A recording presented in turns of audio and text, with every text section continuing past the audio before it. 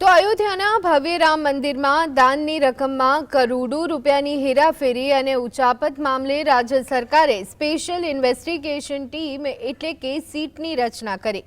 યોગી સરકારે આ ઘટનાની જાણ થયાના 24 કલાકની અંદર 3 સભ્યોની સીટની રચના કરી છે। આ કૌભાંડમાં અત્યાર સુધીમાં મુખ્ય 5 આરોપીઓના નામ સામે આવ્યા, જેઓ દાનની રકમ ગણવાની મુખ્ય ફરજ પર તૈનાત હતા। ગુપ્ત રીતે ચાલી રહેલી તપાસ દરમિયાન આ શંકાસ્પદોની પૂછપરછના આધારે અત્યાર સુધીમાં 2.98 કરોડ રૂપિયાની રોકડ રકમ રિકવર કરવામાં આવી। શરૂઆતી પુરાવાઓ અનુસાર આશરે 8 કરોડ રૂપિયાથી વધુની હેરાફેરી થઈ હોવાના સંકેતો મળ્યા છે। જો કે તપાસના અંતે આ આંકડો તે બદલાઈ શકે।